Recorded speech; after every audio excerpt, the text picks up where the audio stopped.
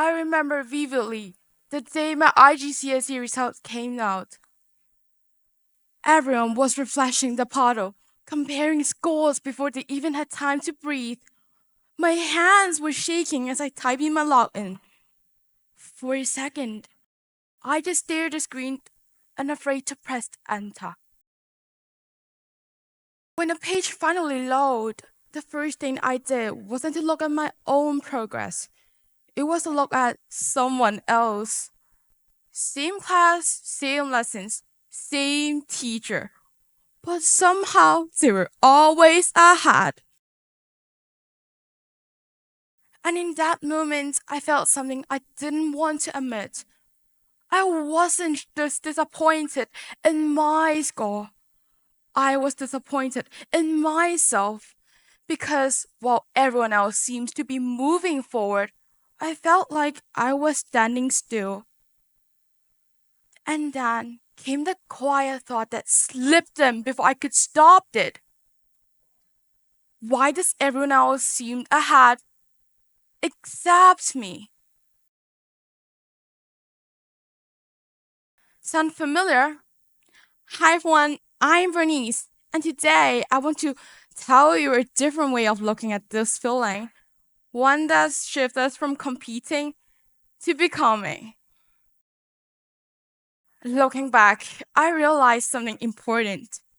The problem wasn't the exam or the score. It was the comparison to my parents' expectations, to my friends, to everyone around me. So, why do we compare ourselves in the first place? From a psychological perspective, social comparison is natural. As human, we look to others to understand where we stand, to learn, to improve, to belong. But in school, comparisons becomes constant and public. In kindergarten, it's who wins the competitions that helps you to get into top primary school. In primary school, it's who gets the highest mark to secure a place in a selective secondary school. By secondary school, comparison becomes a full scoreboard. Grades, rankings, achievements, leadership roles. We have grown up in a system where there feels like there's only one person to be in the front. We begin seeing our classmates as benchmarks to beat rather than a friend to grow with. Then, when we step into society, the comparison doesn't disappear, it just moves into our daily lives. Who gets into which university, who has more job opportunities. In small amounts, comparisons can be helpful, but it becomes harmful when it turns overwhelming and distorted. When we use someone else's finishing line to judge our own starting point, it doesn't just affect our motivation, it shapes how we see ourselves. It makes our own progress harder to recognize and our achievements easier to overlook.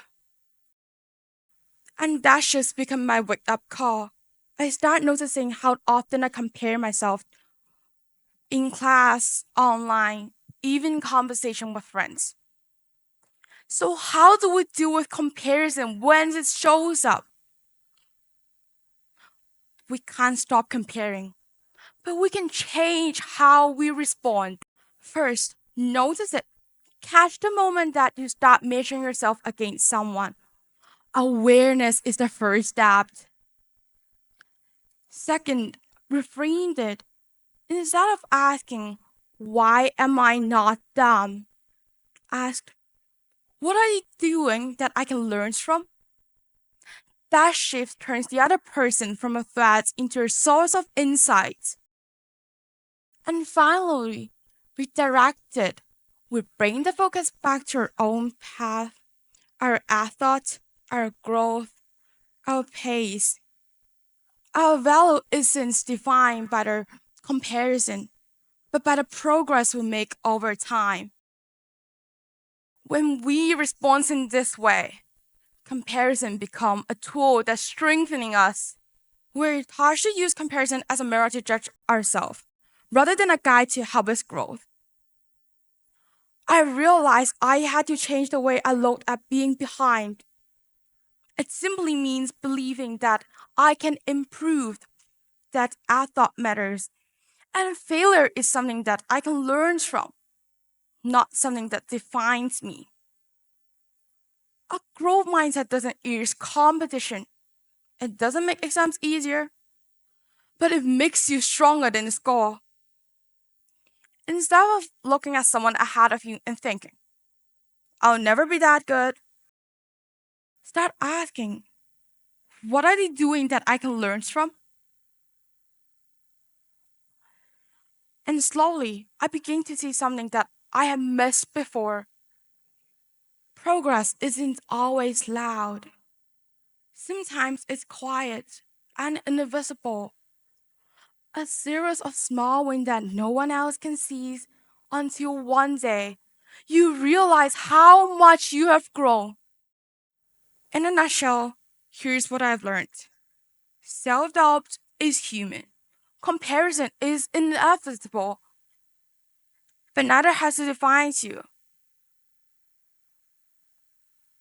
When I look back at that moment, the sinking feeling, the results, and the thought that everyone else is ahead, I see it differently now. I was just on a different pace, and so are you.